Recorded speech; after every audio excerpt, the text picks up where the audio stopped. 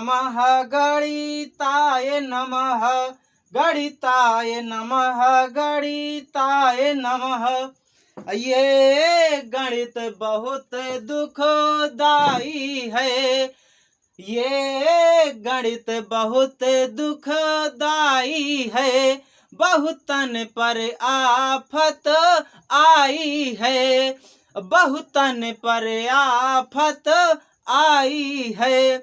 इसको आसान बनाने को, इसको आसान बनाने को कविवर ने कसम अब खाई है, गुरुवर ने कसम अब खाई है, सौगंध अजय ने खाई है। हाँ साथियों नमस्कार, मैं आशु कवि अजय शर्मा अपने YouTube चैनल आशु कवि अजय शर्मा जी बांदा उत्तर प्रदेश के अंतर्गत छात्र हित में संचालित केवल ऑनलाइन अध्ययन सत्र तृतीय माथापच्ची अड्डा के प्लेटफॉर्म पर आप सबका बार बार हार्दिक स्वागत एवं अभिनंदन करता हूं। Welcome to my YouTube channel Ashu Kavi Ajay Sharma ji Banda Uttar Pradesh. साथियों बहुत दिनों के बाद मैं अपने इस चैनल के इस तृतीय सत्र माथापच्ची अड्डा के अंतर्गत आपको पुनः गणित विषय पढ़ाने जा रहा हूं। तो आइए, जो लोग चैनल पर नए हों अथवा चैनल को सब्सक्राइब नहीं किए हों तो वो शीघ्र ही चैनल को सब्सक्राइब करके बेल आइकन दबा दें और मोबाइल में ऑल नोटिफिकेशन अलाउ कर दें, ताकि जब भी मैं कोई वीडियो डालूं तो उसका नोटिफिकेशन सबसे पहले आपको मिले। और दोस्तों आइए, आप सभी जल्दी जल्दी मुझसे जुड़ जाइए और देखिए, मैं आज आपके सामने एक नया चैप्टर लाया हूँ। चैप्टर तो वही होगा पर उसके अंतर्गत नया कुछ सिखाने जा रहा हूँ। संख्या पद्धति चैप्टर के अंतर्गत हमने विभक्ति के नियम सीखे थे, उसी संख्या पद्धति चैप्टर के अंतर्गत आज हम सीखने वाले हैं कुछ और पृथक प्रकार के नियम साथियों, जिसको हम क्या कहेंगे, भाग संक्रिया पर आधारित प्रश्न कहेंगे। तो देखते हैं साथियों, संख्या पद्धति चैप्टर के अंतर्गत नंबर सिस्टम चैप्टर के अंतर्गत हम आज भाग संक्रिया पर आधारित प्रश्नों के लिए कुछ सूत्र सीखेंगे, जिन सूत्रों की सहायता से हम संख्याओं के भाजक, भाज्य, भागफल अथवा शेषफल इन्हें निकाल सकेंगे। प्रश्न में बताना चाहूंगा साथियों, आपके प्रश्न में इन चार चीजों में से कोई एक चीज गायब होगी, तो उसे निकालने के लिए आज मैं जो सूत्र बताने जा रहा हूं वो सभी सूत्र बहुत उपयोगी होंगे साथियों। अगर भाज्य दे दिया होगा तो पूछेगा, अगर भाज्य भाजक दिया है, शेषफल दिया है तो आपसे भागफल पूछ सकता है, या भागफल और भाजक दिया है, शेषफल भी दिया है तो आपसे भाज्य पूछेगा। इस प्रकार विभिन्न तरह के प्रश्न पूछ सकता है आपकी कंपटीशन की एग्जाम में। तो साथियों आइए, मैं आज आप सबको यही चीजें पढ़ाने जा रहा हूं। ध्यान से सब लोग पढ़ेंगे और अगर वीडियो की स्पीड ज्यादा लग रही हो तो आप अपने हिसाब से इसकी स्पीड को मैनेज करते हुए नोट्स भी बना सकते हैं। तो साथियों आइए, प्रस्तुत है आपके समक्ष आज की क्लास। देखते हैं साथियों। हाँ समझिएगा आप ध्यान से, देखिए आपके भाग प्रक्रिया में चार चीजें बहुत महत्वपूर्ण होती हैं। एक संख्या होती है भाज्य, दूसरी संख्या होती है भाजक और तीसरी संख्या होती है भागफल, और अंत में भाग देने के बाद जो नीचे बचता है उसे हम शेषफल कहते हैं। हम भाग इसी प्रकार लगाते हैं, किसी भी संख्या का किसी भी संख्या से भाग देते समय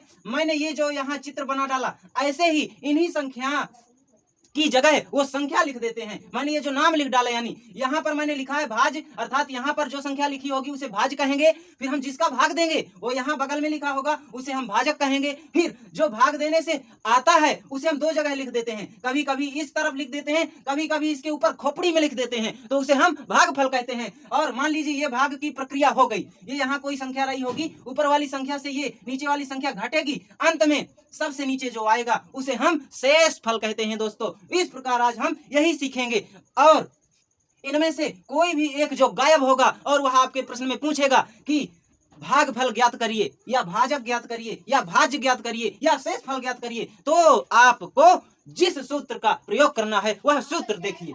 बताता हूं साथियों, एक सूत्र है हमारे पास, उसे हम कहेंगे भाज्य बराबर। भाज्य बराबर, तो भाज्य बराबर क्या होगा साथियों, अब इसे मिटाना चाहूंगा। भाज्य बराबर होगा साथियों सूत्र, भाजक गुणे भागफल धन शेषफल। अगर हमने इस सूत्र के आधार पर अपना सवाल हल किया तो वह सवाल हल होने के बाद जो उत्तर मिलेगा बिल्कुल सही मिलेगा। साथियों भाज्य कैसे ज्ञात करेंगे? भाज्य ज्ञात करने के लिए हमें ये 3 चीजें चाहिए होती हैं। मैंने बताया ही ये 4 नाम हैं। हाँ मित्रों, अब देखिए ये एक सूत्र मैंने बताया, अब इसी सूत्र के आधार पर और दूसरे, तीसरे, चौथे सूत्र भी हम बना सकते हैं। देखिए साथियों, आपको यहाँ पर 4 चीजें प्राप्त हैं। 4 चीजों में से अभी भाज्य निकालने का ये सूत्र था। अब अगर हम इसके आधार पर कोई और सूत्र बनाना चाहें तो देखिए बन सकता है। अब मान लीजिए हमें क्या निकालना था? अब मान लीजिए हमें भाज्य की जगह भाजक निकालना हो, ये दूसरा वाला, तो हम क्या लिख सकते हैं? भाजक निकालने के लिए हम इसी सूत्र का प्रयोग करके निकाल सकते हैं, हम दूसरा सूत्र बना सकते हैं। यानी तो भाजक बराबर हो जाएगा साथियों भाज्य। देखिए ये जो बड़ी वाली संख्या ये सबसे बड़ी आएगी और इन सब का पहले इन दोनों का भाजक और भागफल का गुणा प्लस यानी गुणनफल प्लस इनका शेषफल योग जब कर देंगे तब ये इसके बराबर हो जाएंगे आपस में ये फिर दोनों पक्ष बराबर हो जाएंगे। साथियों भाज्य बराबर आपने पढ़ लिया। अब भाजक बराबर हमें पढ़ना है। भाजक निकालना हो तो हम देखिए एक नया सूत्र पैदा करते हैं अब इसी सूत्र से। तो देखिए साथियों भाजक बराबर क्या होगा? भाज्य। भाज्य में हम क्या करेंगे दोस्तों? भाज्य से हम माइनस कर देंगे क्या? ये जो शेष फल लिखा था इधर का शेष फल हम भाज्य से घटा देंगे, फिर और बचा क्या? फिर ये 3 संख्याएं आ गई, 3 चीज, तो ये बचा भागफल। उस भागफल का हम अगर भाग दे दें तो हम कहाँ पहुंचेंगे?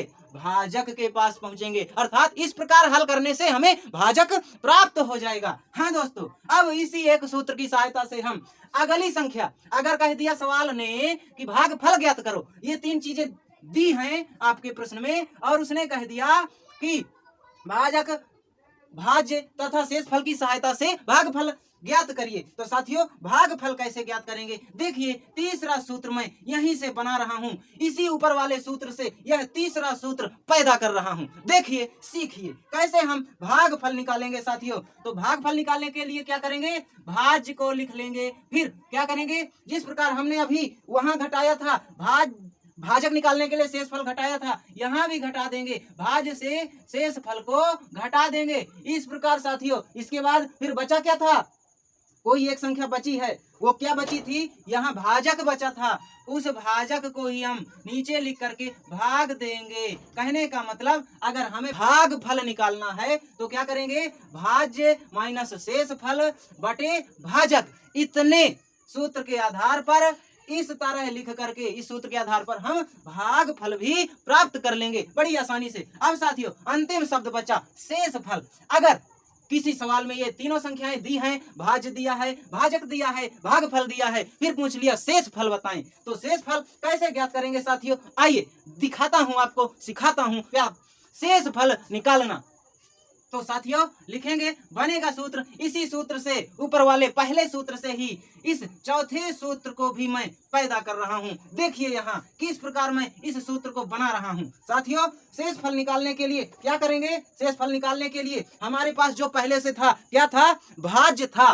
भाज्य हम ये लिख लेंगे पहले, फिर क्या करेंगे? भाज्य से घटाएंगे, किसको घटाएंगे साथियों?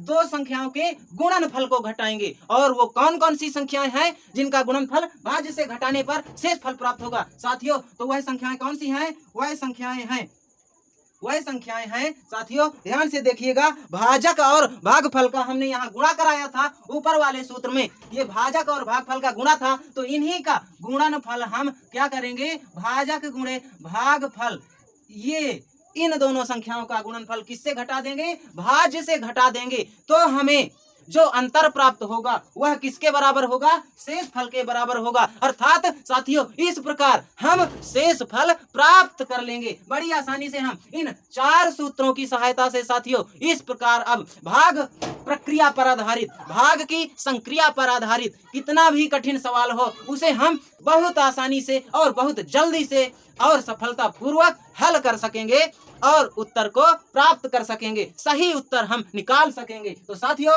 अब आगे मैं इन्हीं सूत्रों पर आधारित कुछ सवाल हल कराने का प्रयास करता हूं। दोस्तों आइए तो फिर देखिए, जो लोग लिखना चाहें लिख लें। हाँ दोस्तों अब देखिए मैंने एक प्रश्न लिख दिया। प्रश्न कह रहा है, यदि भाग के किसी प्रश्न में भाजक 51 हो, भागफल 16 हो तथा शेषफल 27 हो तो भाज्य कितना होगा? भाज्य ज्ञात करें। तो साथियों मैंने आपको जो पहला सूत्र अभी बताया है, मैंने सूत्र आपको क्या बताया था, भाज्य बराबर भाजक गुणे भागफल धन शेषफल। इस प्रकार इस प्रश्न को हम हल करेंगे इसी सूत्र की सहायता से। तो आइए साथियों, मैं इस भाग के प्रश्न को हल करके आपको भाज्य निकलवाता हूँ। आइए फिर हल करते हैं साथियों, देखते हैं इस प्रश्न में भाज्य कितना आएगा। तो देखिए साथियों, सूत्र लिख गया है, सूत्र की जगह अब हम संख्या प्रतिस्थापित कर देंगे। प्रतिस्थापित करने का मतलब संख्याएं लिख देंगे सेम टू सेम। देखिए भाजक यहाँ पर लिखा है, भाजक है 51, नीचे 51 लिख दिया, गुणे फिर भागफल है, भागफल दिया है प्रश्न में 16 है, फिर है प्लस शेषफल, शेषफल है प्रश्न में 27। साथियों अब इस संख्या को हम निकालने के लिए, यानी भाज्य को निकालने के लिए इन चीजों को हल कर देंगे जो हमने लिख दिया। क्या लिखा, 51 गुणे 16 प्लस 27, इसका कैलकुलेशन कर लेंगे।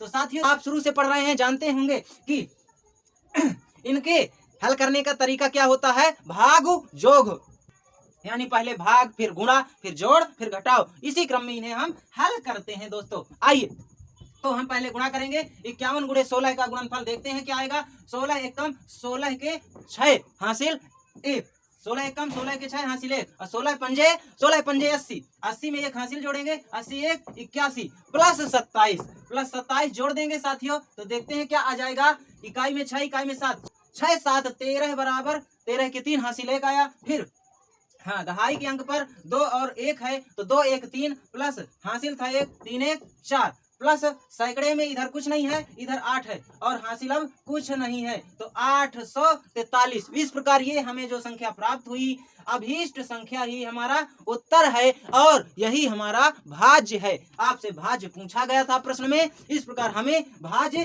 कितना आसानी से इस सूत्र की सहायता से हमने इस प्रश्न को हल करके कितना आसानी से देखिए भाज्य निकाल लिया। साथियों इस प्रकार आप भी अब किसी भी तरह का प्रश्न हो, उसमें अगर भाज्य पूछा है तो आप इस सूत्र का उपयोग करके विश्वास पूर्वक, आत्मविश्वास पूर्वक उस प्रश्न का सही उत्तर पा सकते हैं, निकाल सकते हैं। साथियों इस प्रकार देखिए, अगर अब अगला प्रश्न फिर रखता हूं, अगला प्रश्न बताना चाहूंगा, देखिए ध्यान से देखेंगे, फिर दूसरी तरफ चलते हैं अगले प्रश्न की तरफ। हाँ मित्रों आइए तो अब मैं बढ़ता हूं अगले प्रश्न की ओर। देखिए साथियों मैंने प्रश्न लिख दिया है, अगला प्रश्न है आपके सामने लिखा है साथियों कि यदि भाग के किसी प्रश्न में भाजक 520 है, अब 3 अंकों की संख्या मैंने ले लिया, भाजक 520 है, भागफल 100 है तथा शेषफल 217 है, तो भाज्य कितना होगा, भाज्य ज्ञात करना है साथियों। तो पुनः उसी सूत्र का प्रयोग करेंगे, उसी सूत्र के सहारे इसको भी हम हल करने का प्रयास करते हैं। आइए देखियो तो मैं सूत्र लिख रहा हूं,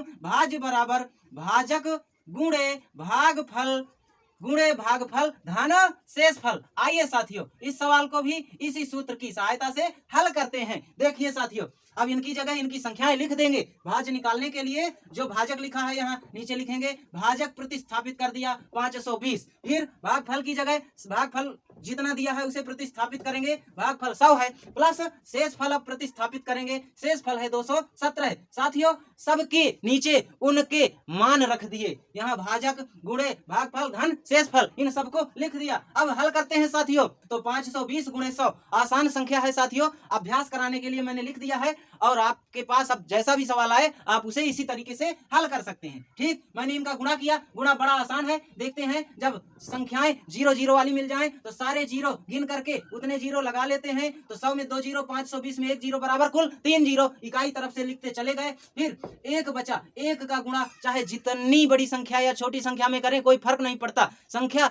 एक का गुणा जिस संख्या से करेंगे वही संख्या आ जाती है। एक का गुणा हमने 52 से किया तो संख्या 52 प्राप्त हुई। इस प्रकार हमारा ये गुणनफल कितना आ गया, हमारा गुणनफल आ गया साथियों 52,000 प्लस 217 जोड़ना है। बड़ा आसान सा सवाल है, 52,000 में 217 जोड़ेंगे तो 52,217 ही बन जाएगा। इस प्रकार इसका भी उत्तर आपको मिल गया साथियों, यही हमारा भाज्य है। अतः आप कह सकते हैं अभीष्ट भाज्य कितना होगा, 52,217 होगा। तो साथियों इस प्रकार आप किसी भी तरह के भाग के प्रश्न को हल कर सकते हैं। अगर उसमें से आपसे भाज्य पूछा है तो इस सूत्र का सहारा लेकर के आप हर प्रश्न को हल कर सकते हैं। तो साथियों, आज मैं चाहता हूं यहीं तक क्लास रहे, क्योंकि मुझे अब कोचिंग सेंटर में पढ़ाने जाना है। तो साथियों, आज की क्लास यहीं से समाप्त करता हूं। आपका बहुत बहुत धन्यवाद। आप मेरे साथ जुड़े रहे, मेरे साथ पढ़ते रहे, इसके लिए आपका तहे दिल से मैं सादर आभार व्यक्त करता हूं। साथियों, जाते जाते कहना चाहूंगा, अगर क्लास अच्छी लगी हो तो आप ऊपर वाला अंगूठा दबा करके वीडियो को लाइक कर दीजिएगा। और जो लोग चैनल पर नए हों, पहली बार आए हों, अथवा इसके पहले भी चैनल पर आए हो लेकिन सब्सक्राइब नहीं किया हो, तो वो लोग सब्सक्राइब कर लेंगे, बेल आइकन दबा देंगे, ऑल नोटिफिकेशन अलाउ कर देंगे। और अगर हो सके तो आप वीडियो को कमेंट और शेयर भी कर सकते हैं। तो साथियों, अब मैं चलना चाहूंगा, फिर मिलूंगा अगली क्लास में। तब तक के लिए आप सबको मेरा सादर एवं स्नेहिल नमस्कार। जय हिंद, जय भारत, वंदे भारत मातरम।